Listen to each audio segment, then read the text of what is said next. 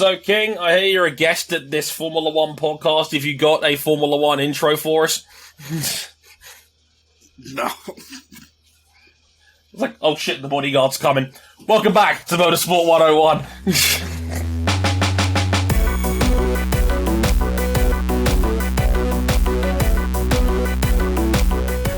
Right, so I managed to escape from the bodyguard. Welcome to episode 329 of Motorsport 101. I'm your friendly neighbour, Dre Harrison, and everything, as they say, is bigger in Texas. And that also, I guess, could apply to the strategy gambles and their Grand Prix. It's good to be back, and it's good to be back in America for the first time in a couple of years, because, yeah, Formula One, United States Grand Prix, Circuit of the Americas, and some smoothed out bumps. Yeah, because, you know, we had to get the bumps ironed out a bit, because that came up a lot on two wheels, so we had to mention that too. So, the United States Grand Prix, all of that coming up soon. Let's go around the horn real quick. First and foremost, RJ O'Connell, hello, sir. Well, howdy, y'all. Great to be back home. Sure was a fine trip. Moseying along back to Connecticut after a root toot good weekend. Are you going to keep this up for the entire show? Oh, no. I cannot do Daniel Ricciardo's approximation of a Texas accent, which is more akin to a North Carolina accent.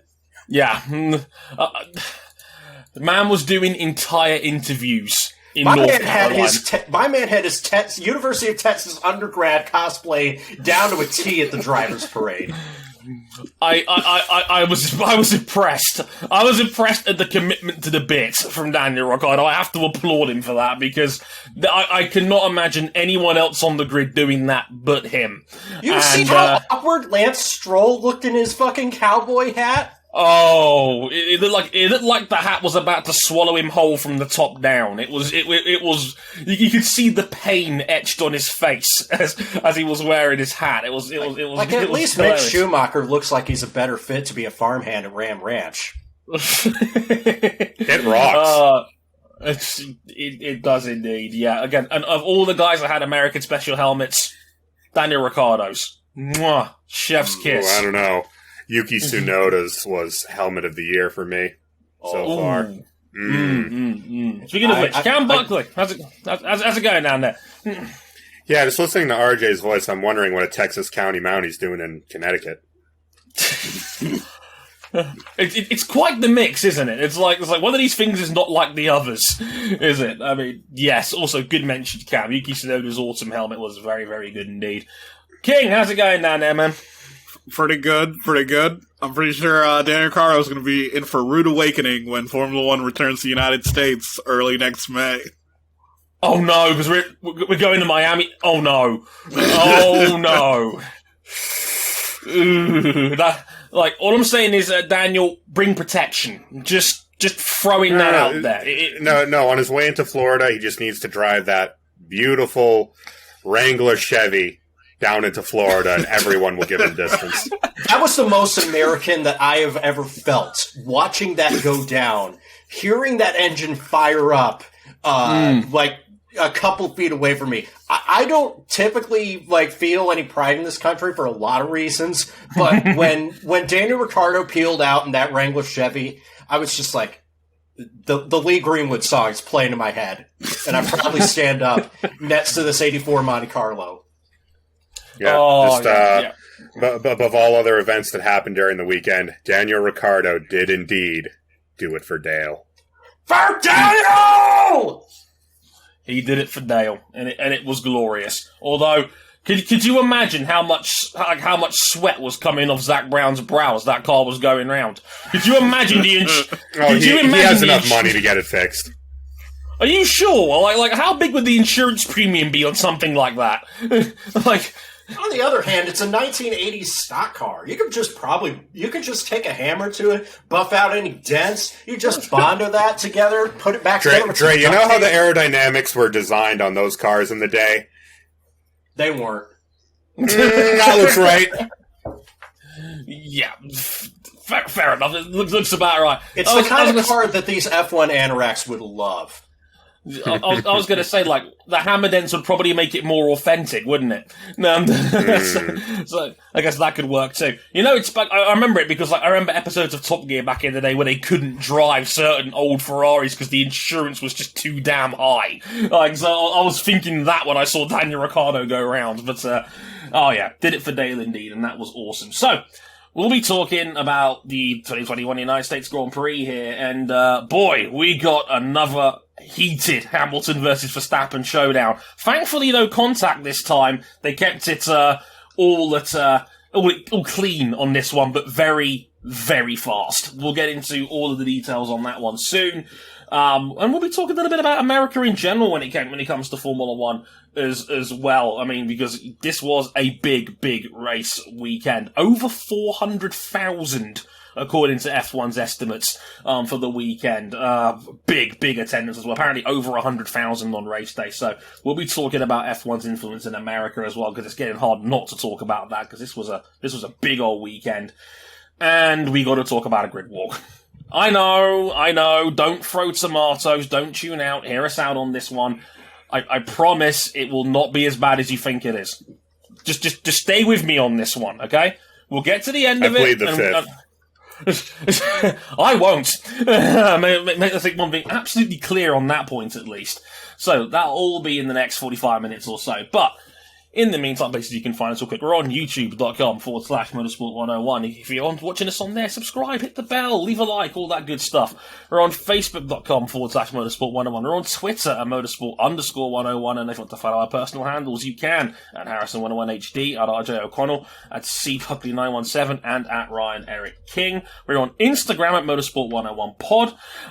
And yeah, if you really, really like us, you can back us financially on Patreon. Patreon.com/motorsport101. $5 gives you early access to all of our audio content. You can upgrade to the video version for $10 and get access to the supporters club of our Discord server, where you can listen to these episodes live as they're being recorded. You get all those details and all our written content as well on our website, motorsport101.com.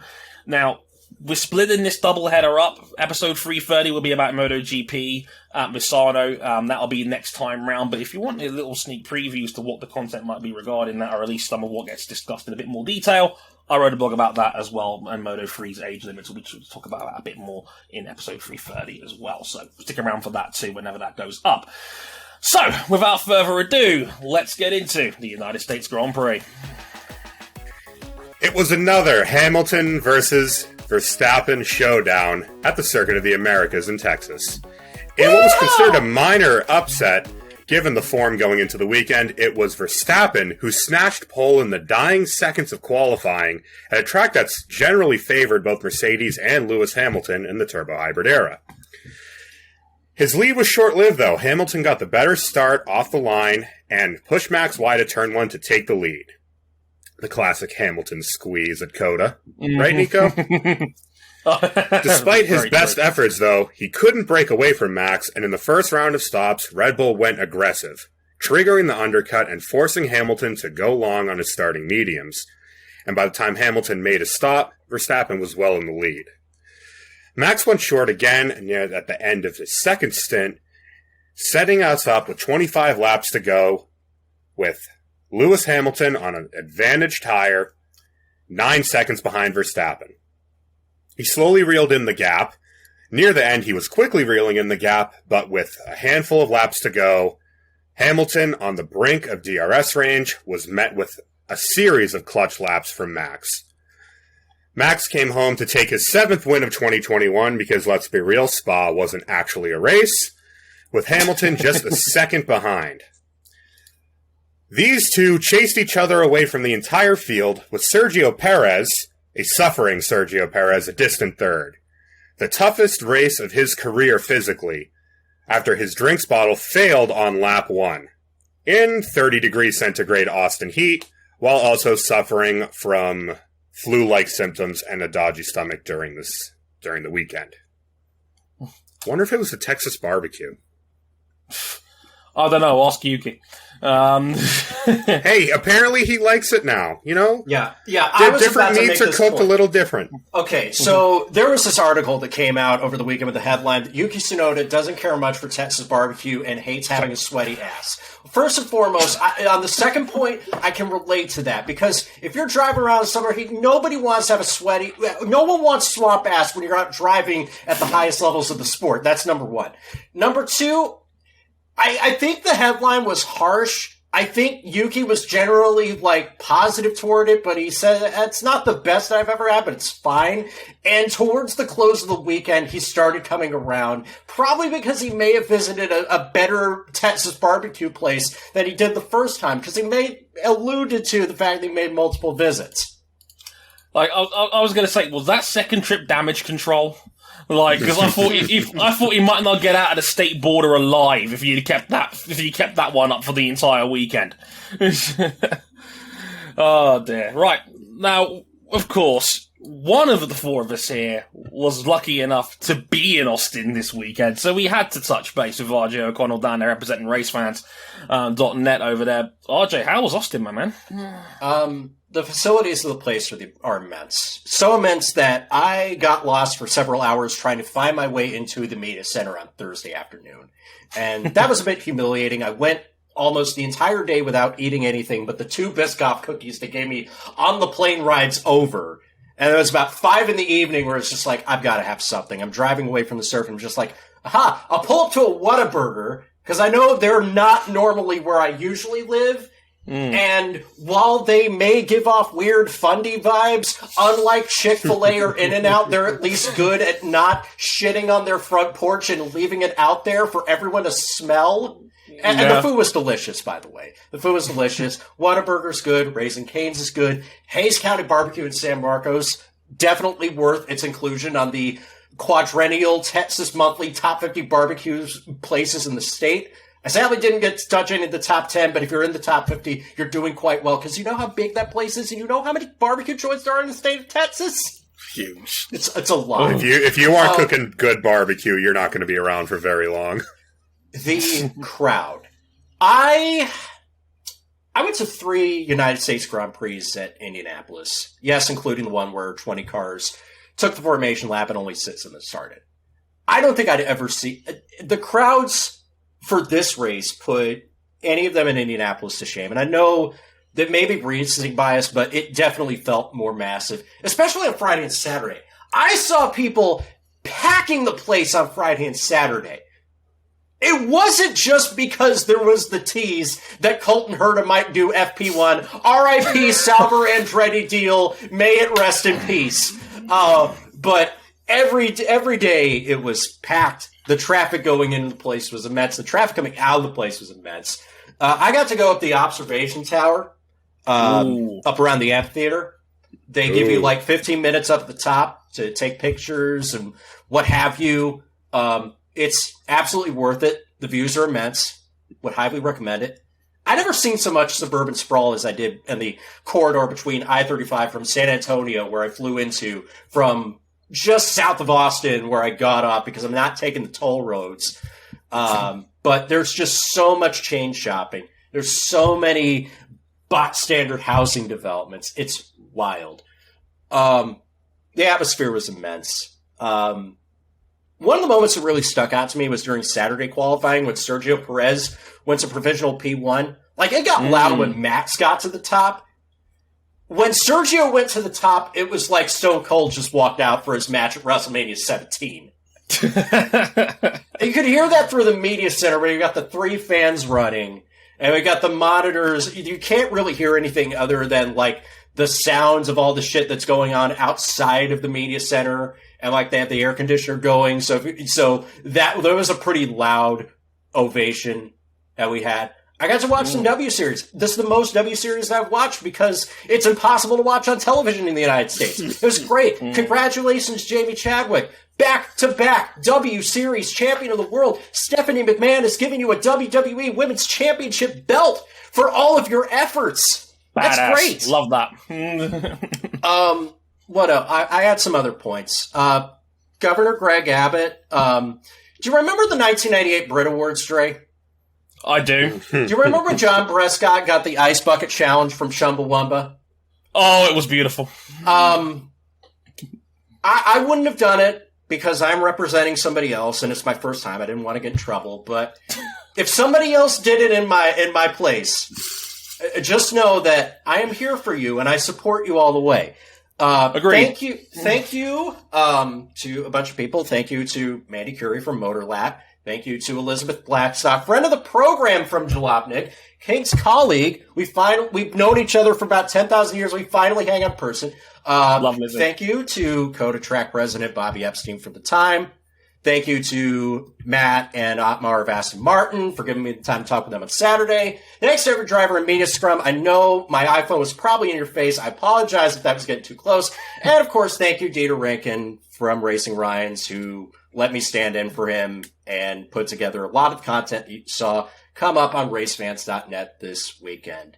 I appreciate it all very much. I don't know if I'm going to be able to come back, but I'd like to think I will be better prepared next time I come by. Congrats, man. Glad you had an amazing time. And, Absolutely. That's the stuff for dreams right there. So, so congrats, my man. I'm glad you had a great time down there. And, sounds cool as shit for the most part as well. I've always wanted to do a Grand Prix in America. And, hopefully one day. It's the bucket list. And to be fair, I turn 30 next year. Just throwing that one out there. I might have to do some talking. I would have maybe done Miami, but I hear you'd have to remortgage a house to afford tickets. More on that later. You can always do Canada. It's discount America. For our I thought it was the sweet apartment over the meth lab. Oh, no. Our Canadian listeners can contact us. You can contact us at our Twitter account, cbuckley917. Yeah. Direct all complaints in his general direction. I've caught enough smoke over the last 2 weeks from people making burner accounts. KD looking exactly. ass. It happens. Don't you regret not coming to the Knicks?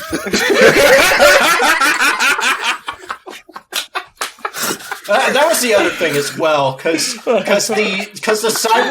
Side Talk NIC video from the Knicks season opener, I swear I've watched that at least 30 times this past weekend for my daily dose of serotonin.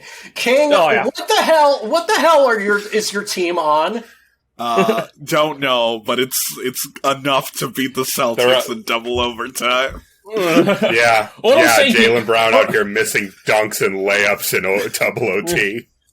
I'm saying, King, how good is the coke in New York? Because there's full of excitement out there. I'd only seen that video for the first time today. My first night in New York for the E-Prix, I'm pretty sure we stood where those people were standing. At least very close to it. Yeah, we had de Blasio, we had Cuomo, it was rough shit, but we got the Knicks! I felt that deep inside me, and I'm not even a New Yorker. Oh, it was beautiful. All right, recalibrate. Formula One, there was a Grand Prix in America. There was a Grand Prix in America. How good. Go on, Cap. Man, fuck New York sports. Whoa! Just how good was that Verstappen victory? And how much did we enjoy that tactical battle? Oh, it was fantastic. I had a feeling this was going to be a really good race. I had a feeling the crowd was not going to come away unsatisfied. And we got a good one. Pirelli expected 2 stops going into the weekend. We got a 2-stopper. Hamilton said it was going to be easy to follow through the first section because he could take different lines. And he could follow pretty easily. And so did Max Verstappen in the first stint of the race. I was noticing, Verstappen did end up losing out in the first corner, but he wasn't really falling away. No. No. Go on, Cam. No, go on. No, man got the cough at the worst possible time. No, like I said, I don't think the dirty air effect was as bad at this one as I thought it was going to be. I thought that first sector with all those medium speed corners was going to be a nightmare to follow. It actually wasn't that bad. I don't know what happened at COTA, but it seemingly worked out. I mean, look, I'm going to put it out there. I think that was the defining Max Verstappen performance of his career to date. I always thought Brazil 2016 was a little overrated, in my humble opinions. This was... He was on wet tires that were like 30 laps fresher than everyone else. Right. But the Verstappen hive has always held on to that one for some reason. This was... Oh, and that Verstappen hive, they travel to Texas. That orange you see is not from all the UT alums. Because you know damn well UT doesn't have much to cheer about from sports. I know there's a member of our Discord who goes to rival Texas A&M. Will appreciate you talking all that good shit about UT Austin. Oh yeah, no. Look, this was the defining Verstappen performance for me. This was a back against the wall sort of performance. Like, we've seen this story before about Hamilton maybe being a little bit compromised on strategy, and then Merckx have often had to lean on his incredible talent to get him out of jail a couple of times over. I wasn't convinced that them going long was the right way to go, but then you see Hamilton chew up a 9-second gap in a handful of laps, and you go, he's going to do it again, isn't he? It's the only option they had. Yeah. It's the only option they had once Red Bull undercut, because... for all the talk this is going to be a Mercedes track, that's not how it ended up playing out. Sure, it looked like it in FP1 when they were a second clear of the field. But Red Bull knuckled down, put in the setup work, and from third practice on, they looked to be the superior package. And the dirty air was strong enough that they had to go aggressive on strategy. They undercut Hamilton, and... the undercut was so powerful here that the second he undercut, he was going to jump Lewis.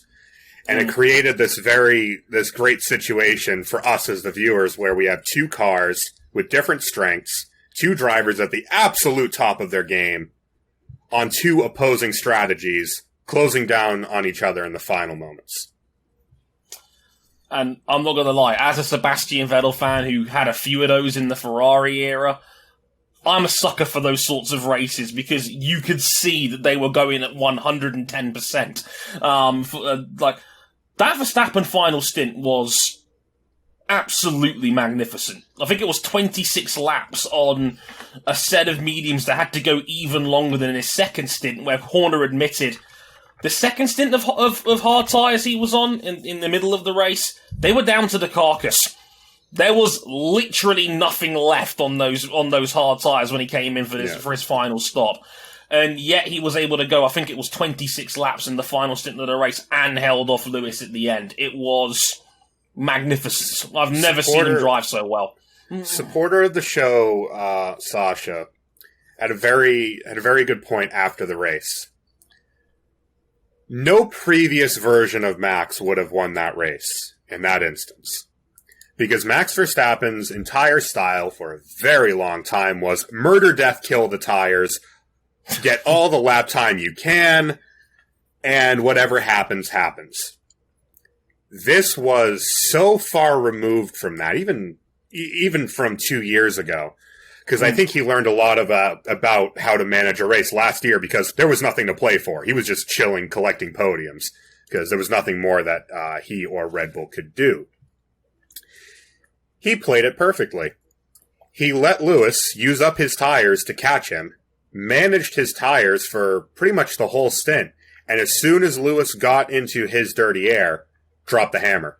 And he had enough tire to fight, because so many times we've seen it. We saw it earlier this year with Spain. We saw it most famously in 2019 in Hungary. Lewis gets put on the alternate strategy on fresher tires, is given the full beans to go run someone down, and by the time he catches Max doesn't have any tires left. He played this perfectly. He played the thinking man's race, and against the unstoppable force that is Lewis Hamilton in the modern age, he was an immovable object. With Acura power. Acura's first win in the sport. With second win, 1992 in Canada, Gerhard Berger. Yes, the token Acura stickers on the rear wing, but this was the most complete win of Max Verstappen's career. That's great. This was one of those races on which a championship is decided. because he stopped Mercedes' momentum at the exact right time. My brother is a big Max Verstappen fan. He was another one of the people that got in the show via a certain Netflix series. Max Verstappen is his guy. You know, I used to hate racing, but Max Verstappen is his guy. I couldn't get a picture with him, but I did capture the last few corners of the race as everybody was going by and losing their shit. Because, like, yeah, Super Max Army, it travels. They were all going nuts. Fireworks going off, confetti, explosions. Just a magnificent scene. Defining victory. Max has really got to throw. I don't know how he met. It's got to take some sort of catastrophe for this to disappear now. I wouldn't go that far. Like, honestly, because if there's one thing I got a buzz from this Grand Prix, it was that a lot of Hamilton fans I normally follow were immediately waving the white flag like this season is over. Man's only back by 12. Like, I think there's deeper things, I think, at play, though, and we go back to the topic from the last time I was on the show, because I don't think I was here last week. Credit card debt isn't real. No, I was not here. You were too busy being a Corvette boomer. Yes. Car drive's lovely, by the way. Mercedes came into this weekend with their usual apocalyptic straight-line speed advantage. And then Valtteri Bottas lost another engine. Yeah. And in qualifying and in the race, Mercedes did not have nearly the straight-line speed that they have for the last 4 or 5 races. And now there are concerns from Toto Wolff that they will not have enough parts, as far as the internal combustion engine, the V6 itself, to make the end of the season supplying all of their customers and themselves. I think there was a total of 4 Mercedes engine changes this weekend. Yeah, Sebastian Vettel and George Russell both at the back of the grid as well for power unit changes as well during this race. Shout to the Seb fans out there. We got a point. We'll take that from the back. Brilliant drive from Seb. Really, Max drove a perfect race. Lewis drove as perfectly as he could. Charles had a great race. Sergio maximizing. Perez.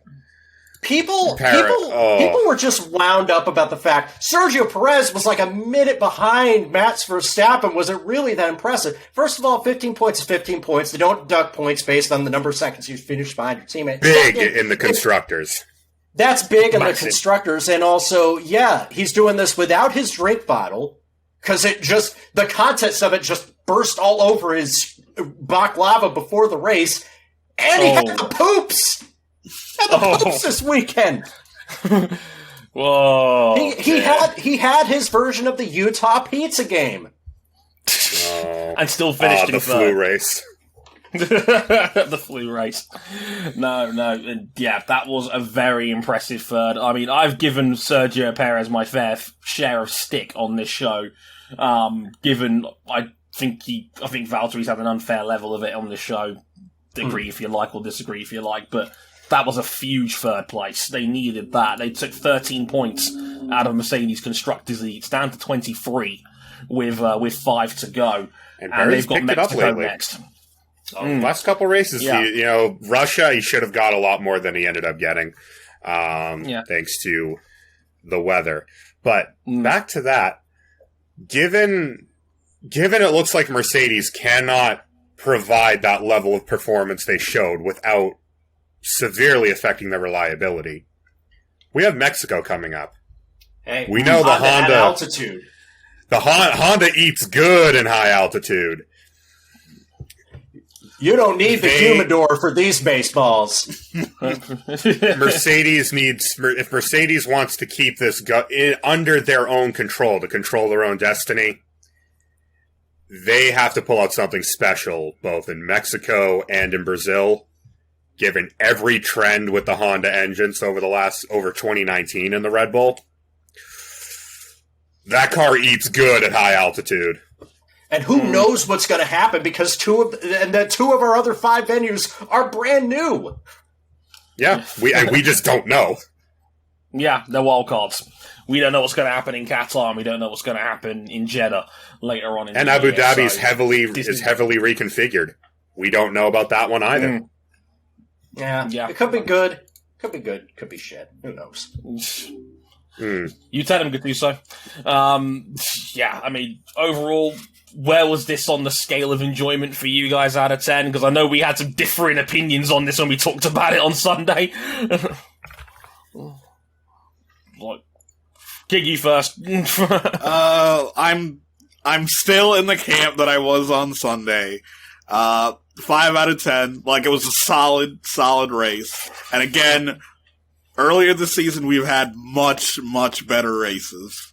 Go on, Cam. I'm not going to grade this on a curve. I give it a 7.5.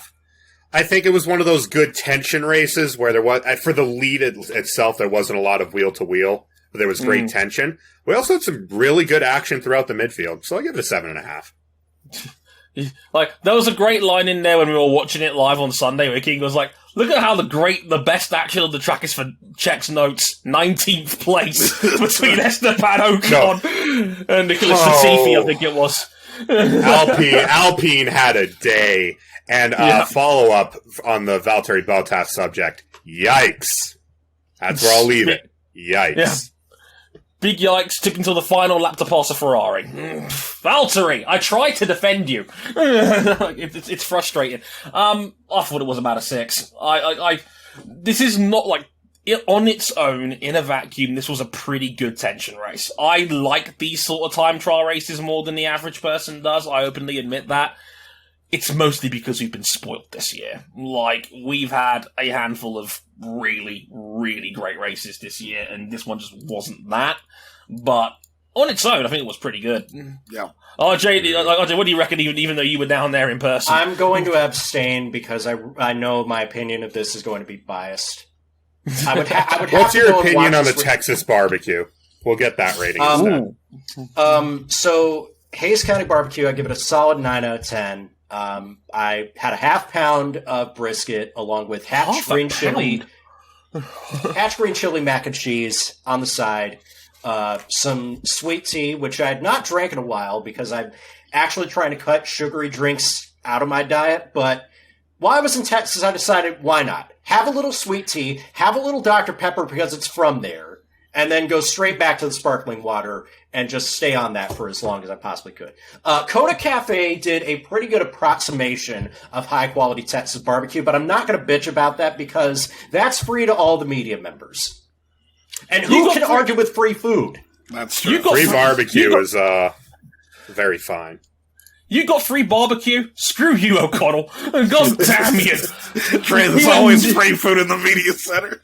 It's true. Like, I know it's free food, but free barbecue? Like, come on! Like, you would never get that in the UK. In the UK, it's like free tea and some biscuits if you're lucky. I've done a couple of media events in the UK. It's like I will also say for the fans, there is also maybe some of the people who've been to COTA know that there is a Lone Star Land near the amphitheater and the observation tower that's basically like a sampling of some of the better barbecue joints in Austin, or at least the ones that could bother to bring their equipment to the track to show up. And yes, you're probably going to pay twice as much as you would for a dish as if you would go to the actual restaurant and eat. But it's there. And you'll pay for it because you have to when you're on track. Like, you just do it. Even though you know you're paying an obscene price for it. But it's like, I've been there. I know that feeling. But yeah, good stuff. Now, we got to talk a little about the weekend as a whole, because there was a lot of talking points coming out of COTA in this one. And one of them was TV ratings, attendance in general. I know that Formula One was third between all the major motorsport this weekend in terms of TV ratings, behind the NASCAR Cup Series race. I think it was at Kansas. I think it was, guys. I mean, out here. Yes, they were in Kansas. No, Kansas. Yeah, man. Down in the Xfinity Series, they did do better than MotoGP in the end.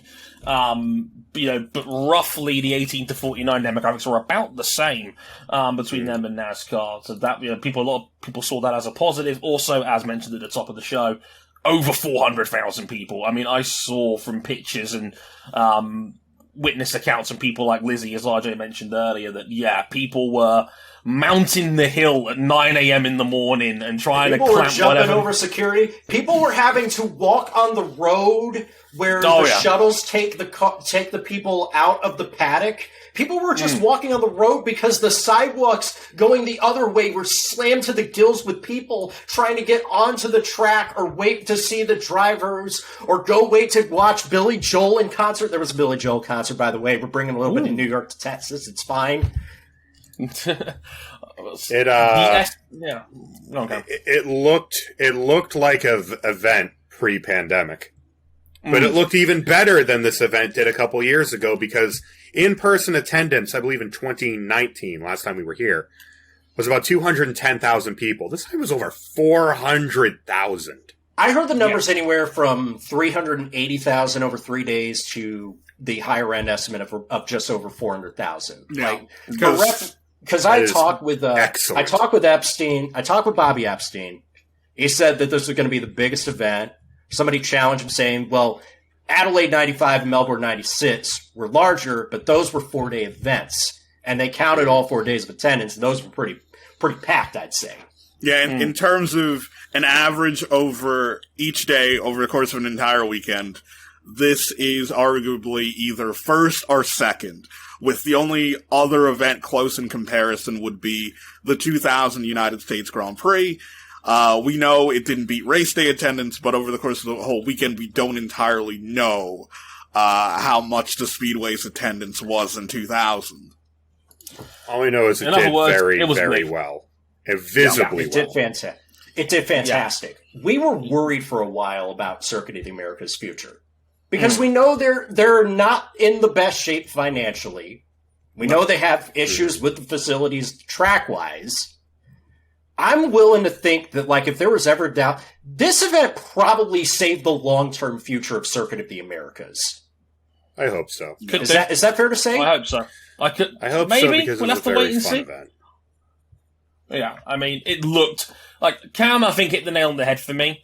It felt like an F1 race pre-pandemic. It felt like the first real normal feeling Grand Prix of the last couple of years. Amazingly enough, I did not hear a bunch of this large crowd is why we can't have nice things. Would you all know that you're still in a pandemic? Shame on you for going to this event. We didn't hear much of that for what it's worth. Well, Texas has preferred to pretend that the pandemic doesn't exist. But see, I don't even think it was more people. I don't think the people who are wanting to make some sort of grand stand against COVID and lockdown requirements, they're not going to go to a fucking Formula One race to prove their point. No. That's a very good point. But the overall point I was going to get to, fellas, here is that, I mean, with the TV ratings promising, up in the right direction, good demos overall. It's 300. Does it feel like we're starting to crack America here, or is there cause to be concerned still? King, I know you're eager to jump in here. Yes, I'd say the TV ratings are okay. They're not fantastic. They're again on par with NASCAR, and while on paper it might seem, F1's closing in on NASCAR, that's a great thing. For any of you who follow NASCAR over the past 2 decades, know that NASCAR isn't where it used to be. Not even close. Go read Jenna Fryer's column from the AP where she's, talking to all the people in the NASCAR paddock at Kansas who are just like, damn, everybody at Circuit of the Americas is having a great time. Why can't we have this here as our grandstands are fucking half empty? Yeah, and when you compare it to other sports in the U.S., say the sports league that F1 was in partnership over the weekend, the NBA, and you pick out one of the opening week games where, the NBA where they play twice, where every team plays 2 times or 3 times a week. If you compare it against the game we referenced earlier in the show, Knicks Celtics, nationally they averaged 1.9 million viewers for that one random single, one random regular season game. Yeah. And I think the marquee opening season matchup for the NBA this year was Lakers-Warriors, and that averaged close to 3 million viewers for that game. And these are just regular season basketball games, and they're easily outdrawing the United States Grand Prix. Yeah. Obviously, this is really good for Formula One, but there's still a long way to go. Of course. Motorsport in general in the United States is a fairly niche sport. It would take a lot it would take like a total collapse of American football, basketball, everything like that for F1 to be made. Oh, I didn't even want to mention, last Sunday, around the same time the NFL was on, and the Bears played the Buccaneers, and that had an average viewership of 17 million people. Really? Oh, no. We're really out here having that many people watch Tom Brady abuse a bunch of bears. So, it is great for Formula One, but I think a little bit of perspective is required. Of course. Yeah, there is growth here. That's nice to see. Definitely. Mm-hmm. We are very, very far from quote-unquote cracking America on the grand scale. Yeah. Yeah. Maybe it'll come, maybe not. Yeah, I think in terms of making it in America, Formula One fans and Formula One itself is two different visions, where I think in terms of Formula One itself, they want viewership, they want the lucrative TV contracts that NASCAR and the NBA and NFL have here in the US, instead of giving away things for free. They want American corporate sponsorship, because there's a lot of money in that as well. Oh yeah. For fans, on the other hand, they want F1 to be a part of mainstream American culture. They want, they want LeBron James and Max Verstappen to somewhat be seen in the same light. Mm. Why do you think we had Shaq up on the podium with the boys? Oh boy. DJ Diesel out here making all of these F1 drivers look tiny. We should have put him next to Yuki. Oh no. My God. Like Shaq guarding Bugsy mode. He would have peeled Yuki off the back of one of his size 18s. Yuki is absolutely as short as advertised. We stand our short kings. Yes, indeed. God bless him. But yeah, I mean, I've seen threads discussing this, and it's like, oh yeah, F1's got it in America now, and I'm just sitting there going, yeah, they're doing so much better at social media, and I'm like, did you see their social media 5 years ago? They had none. Yeah, it was zero. When people talk about, has F1 made it in America? It's mainly F1 just simply didn't exist in America. Because we've talked about it over the weekend, where I compared the viewing figures for Drive to Survive compared to other sports documentaries. And it's average compared to most other sports documentaries. It's just simply, F1 just simply wasn't talked about. Right, yeah, I was going to say. Formula One effectively died in this country for a time. And it's still, much like other American racing series that repeatedly keep getting blown up and having to be rebuilt. Hi, IndyCar. Hi, IMSA. We are so far from where we were, let alone where other sports are now. Yeah. And I would say, even compared to back when the Grand Prix first went to Indianapolis, it was in a different it was literally a different time when it wasn't unreasonable for someone to go from kart to Formula One. Yeah. And when the USGP died, end of 07, it was off the calendar for 08, correct? Yes. Formula One changed quite a bit, just in general, in the time that it took from the end of the Indianapolis Grand Prix to the first race at COTA. Very different sport. And I was gonna say, just overall, it's like the amount of people that keep saying DTS is doing this and DTS is doing that. I've had people, I work in the bookies, and we talk about sports in there all the time, and, like, the beautiful thing about my job, and there isn't many, but I'll tell you one thing, is that you live through other people and other people's walks of life. A lot of people within my shop know about this show. Hi, guys. And shout out to Greenford's Paddy Power. You guys are all awesome. But people have asked me about Drive to Survive, and I'm like, yeah, it's good and all, and I'm glad it exists, but it's like, people need to realize, like, 2 or 3 people asking me about the show, you're coming up from the bar being 0. Like, subterranean when it comes to mainstream discussions about Formula One. I guarantee you, a lot of people did not care about Hamilton winning all these titles going into the last season or season and a half or so. We've been blessed with an incredible title fight this year on the back of the 3rd season of the show. Well, that's what I was going to mention.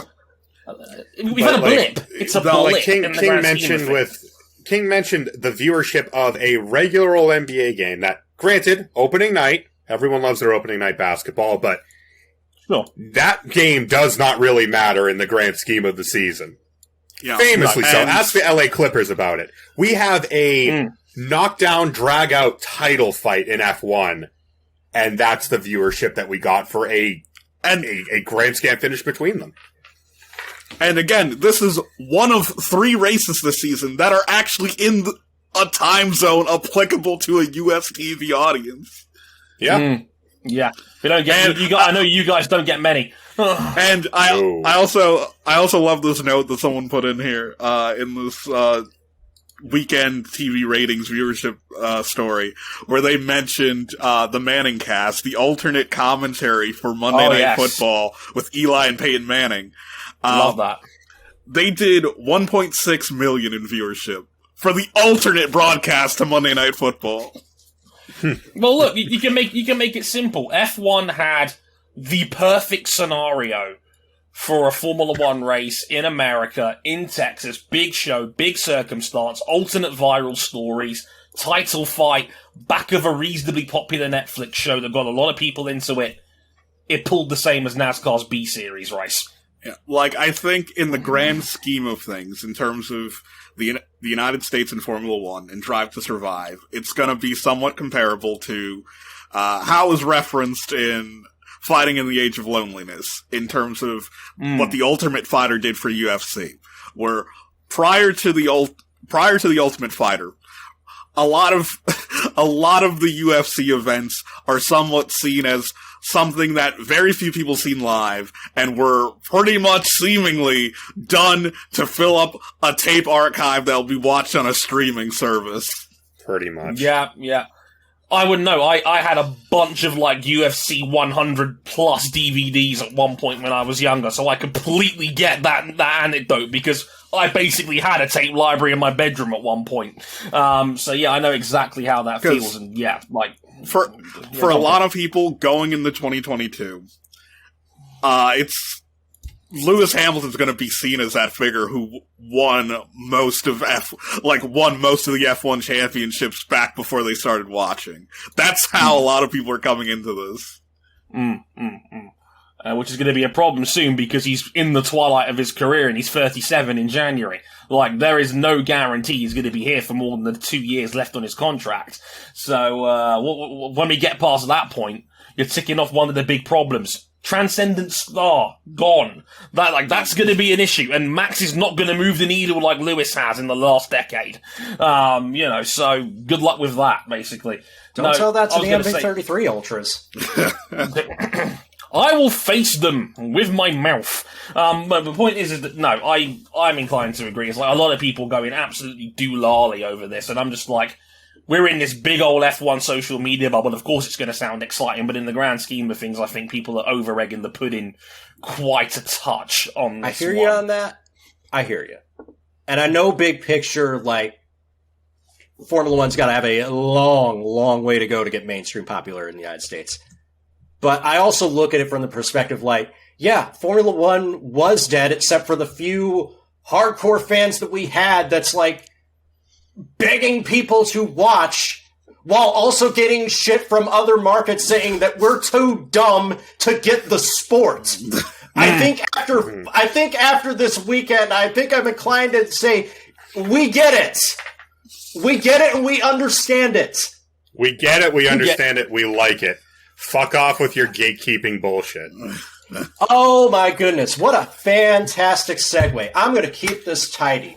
Multi-platinum recording artist Megan Thee Stallion was on the grid along with other celebrities at this United States Grand Prix. By the way, I did not see this because one thing about the media center is they don't pump in any of the commentary. Hell, they don't even pump in any of the sound for the broadcast. We just hear like a few radio messages that come out over the course of the race, FOM interviews, and that's really about it other than the noise of the car. So I miss Martin Brundle trying to ask Megan Thee Stallion to do like a freestyle rap. And then someone in her entourage comes up to Martin and is like, Martin, you can't do that. Martin tries to clap back saying, well, I can do that because I just did. Everybody is making a big fucking deal about look. The only person that really did anything wrong in this case was that member of Megan's entourage. And I can almost see his point because Megan has also had to go through a terrible restraining order situation earlier in her career. So, of course, he's going to be vigilant about, she was shot at. Megan did nothing wrong herself. I am tired of all these other people in the media, including people that I love and respect and actually interacted with this weekend, getting all uptight about something that didn't involve them. I had much ruder interactions with hotel service staff, but I'm not using my platform on Race Fans to write 1,000 words about how this hotel waitstaff disrespected the Formula One media because I'm some idiot that has shown no inclination on camera to even thinking about eating pussy, let alone featuring on a track about it that sold tons and tons of records and got streamed tons and tons of times on Spotify. So now that about 72 hours have passed, I trust that y'all have stopped steering this vehicle full send at top gear right into the intersection of general gatekeeping and terrible misogynoir, that we can move on from this and we can all be better people because of it. Thanks for listening, everybody. I hope you guys enjoyed the show. That was an RJ rant for the ages. Drop that, Mike. I think I can provide some extra context here, being the British guy and, Sky Sports F1, ITV watcher back in the day when Brundle's grid walk was birthed. First and foremost, incredibly disappointed at some people that I genuinely like and respect in this industry getting in so incredibly defensive. Like, Martin's got a divine right, like, this is his turf, the grid is his domain, and that he can do whatever the hell he likes on it, and you've got to respect him, and not vice versa. Now, look, as RJ alluded to, the only real issue I had with Megan's side of things is the entourage member shouldn't have jumped in so quick, because if you're on a grid, you got to make yourself available to the media. That's literally in the regulations. And even then, like, Megan's really just there to promote Cash App because Cash App sponsors Red Bull, and that's fine. You can engage as little or as much as you want your first weekend of Formula One. Right. And look, on top of that, Megan took the whole thing in extremely good grace, and I salute her for that, because she did not have to. Like, I've seen the Williams sisters was there as well, and they were walking the other way when they saw Martin heading in their general direction. Point is that I found it irritating, the amount of people that were getting on their high horse defending Martin Brundle's sass. First of all, asking a black rapper to freestyle rap on the spot is incredibly disrespectful and completely unnecessary. And there was no reason or no need for that whatsoever. It was an objectively stupid question. Like, just say you don't know anything about what the kids listen to. You don't know anything about black culture. I mean, you don't have to know all this stuff. Just don't be, like, vocal about it to the point where you put your foot up your own ass. Right. It was just completely unnecessary. I mean, the problem is that, and look, I openly admit a degree of hypocrisy here, because I used to find Brundle's grid walks entertaining. I've been watching Formula One with his content on it for 20 years. I'm not going to suddenly say this is all bad, because I'd be a hypocrite to say that. However, like, this is a pattern of behaviour for Martin Brundle. Yeah. This is not the first time he's been a jackass during a grid walk, and it will not be the last, especially when it comes with women, because he's always been a condescending jackass to, women of colour and women celebrities on the grid. Naomi Campbell, Liz Hurley, Nicole Scherzinger in the past, obviously. Yeah, and like you go, Cara Delevingne, Serena Williams.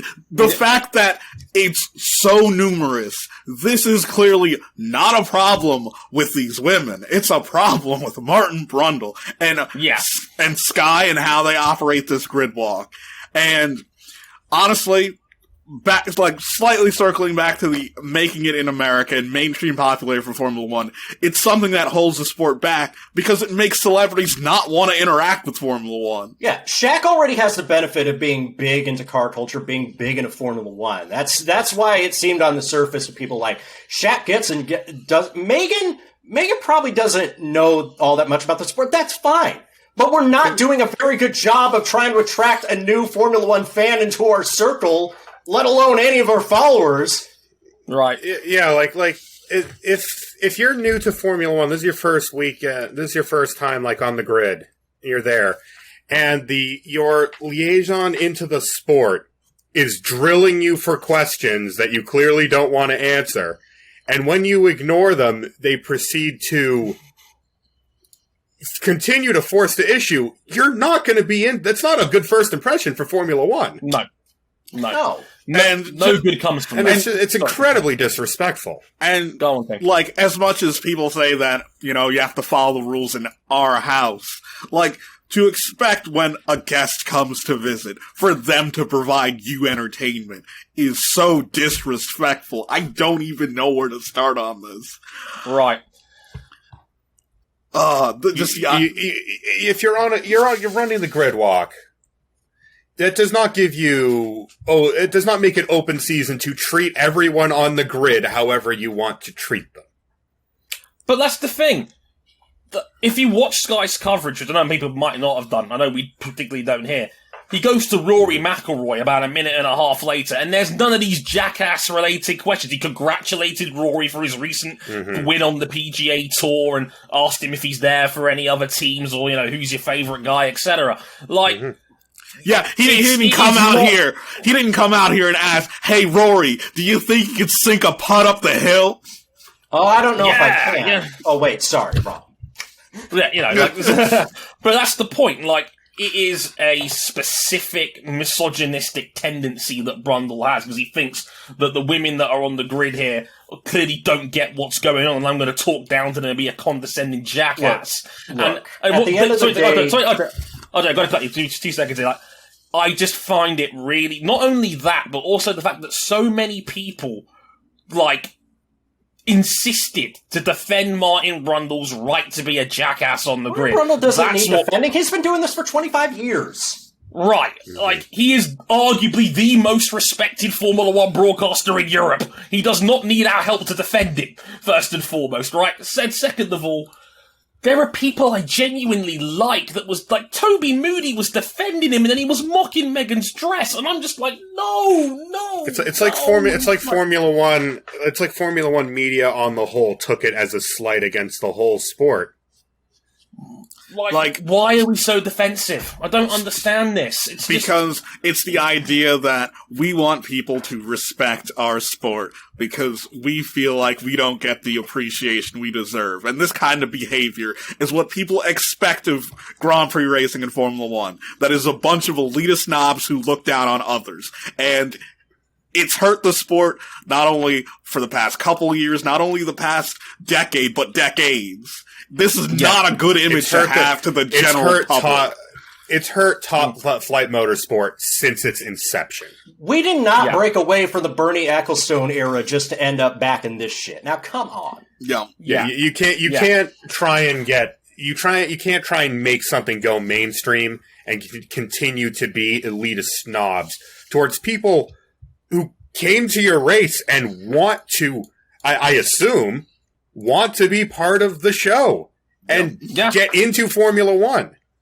it's objectively a positive that arguably the biggest name in American rap right now is showing up at your Grand Prix via a form of cross promotion. Why would you not want to embrace that, especially when we are the same audience that constantly screams in help? Like, why don't more people like my sport? Like, good friend of the show, Remy Connors, has always had that hashtag, please like my dumb sport. And it so could easily apply to so many of us in Formula One fandom, because moments like this make us all look like idiots. And we are trying to escape that reputation of Formula One being an elitist, snobby, like, rich, infused, snobbery, elitist bullshit, David. And, we can do better than all of this. We are trying to avoid that. Gatekeeping our sport. Thanks for blocking me, by the way. I didn't know that we had fallen out, but, it's cool. Yeah, he deserved the carpet bomb he got for his stupid take. And there were people there were NHL hockey players dunking on his take. Dalton Kellett was dunking. Buddy, thanks for the hangout, Petit Lamar. It was great catching up for dinner at IHOP. That take was rancid, by the way. Love you, buddy. Yeah. Mean it. Please be better. But looking on the positive side of things, again, circling back to the NBA, one of the things that helped the NBA take off globally is the fact that anyone could play in the NBA. The idea that it doesn't matter where you came from in the world or what upbringing you had. If you were good enough, you could make it to the NBA. Yeah. And arguably its best player right now is from Greece. Yeah. And was inspired to pick up the sport after watching them beat USA in the Olympics in, I think it was 2010. Or something, I think 2008, I should say, in Beijing. The best player in the NBA for so long literally came from nothing. LeBron James came from nothing. Yeah, and is one of the most popular athletes in the world. And we associate this sport with money, with richness, with elitism. We are not going to be able to walk away from that reputation ever if we insist on telling people you don't belong to us until you read a 500-page encyclopedia knowing who won the British Grand Prix in 1972 and naming 50 current world champions like Sebastian Vettel did on Grill the Grid. And it's not even that. It's like the small things that you'd assume common human decency would paper over. Because let's not forget a couple weeks ago when it became publicly known that the Saudi Grand Prix in Jeddah was going to have a dress code. And now we circle back to now, and we're criticizing how someone dresses on the grid after all of social media was like, oh, how could we race in a country where they would, mandate how we could dress to go to a race, and then we're back here. Yeah. Yeah. That's like I said, Toby Moody did that. My favorite commentator of all time. Do you know how disappointed I was when I read this shit?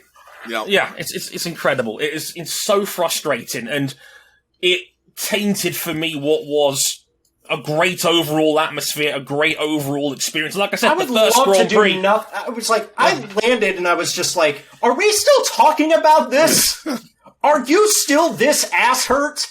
Yeah. Because we're not going to stop talking about it. It is a blunt reminder, despite how far Formula One has come, there are so many obstacles to get us where we want to go. Yeah. And talking down to big name celebrities and thinking that we own this space with a snobbery of elitism and condescending bullshit will never get us over that hump. And that is, and we have enough that there can be no such thing. Being offended at the notion of a casual F1 fan will mean that Formula One never breaks into the mainstream. That's not conjecture. That's a fact. Agreed. But hey, at least America was fun, right? Hopefully the good will outweigh the bad. The noise during qualifying when Verstappen took pole and when Perez was P1. Oh, yeah. As I said, it was like, and this is not a place where so much the crowd would be partial towards a given driver, like, say, Zandvoort. And the atmosphere was tremendous. it's a black eye on what is otherwise was a great weekend for the sport. But, like, the enthusiasm was insane. There was crowd noise when they rolled out for practice. You never see that anywhere. This is lightning in a bottle, F1. It's like lightning in a bottle, and you just threw it in the ocean. No, we as Formula One threw it in the ocean. Yeah. We got to do now better. We got to go fish that out. All I would have said is James Hunt would have appreciated all of Megan's discography. And you love James Hunt so much, you think you know James Hunt when you really don't. Perfect analogy to close the show on. James Hunt would have loved it. That's all I need to know right there. Perfect. Let's get out of here. We've got another show to record on MotoGP, but places you can find us one more time real quick. We're on youtube.com/motorsport101, facebook.com/motorsport101, Twitter at motorsport_101. Our personal handles on the screen now if you're not watching, at Harrison101HD, at RJ O'Connell, at Ryan Eric King, at CBuckley917. Podcast highlights and all that stuff on our Instagram page as well, Motorsport101 Pod. Our content goes on there, on the website, motorsport101.com, and of course our Patreon, patreon.com/motorsport101. It's a double header. We're going to talk about MotoGP at Misano 2, the Emilia-Romagna Made in Italy Grand Prix at the circuit di Marco Simoncelli. It rolls right off the tongue. But we did crown a new world champion. Certainly one to break down when we get back. So until then, I've been Dre Harrison, they've been RJ O'Connell, Cam Buckley, and Ryan Eric King. Until next time, sayonara. I want to hear the Texas Plan play my choo-choo song! Bye. You Formula One people are so obsessed about whether or not Lando Norris is getting laid or not. You're asking the wrong people whether or not they're getting any. Let's be real. No, I'm not.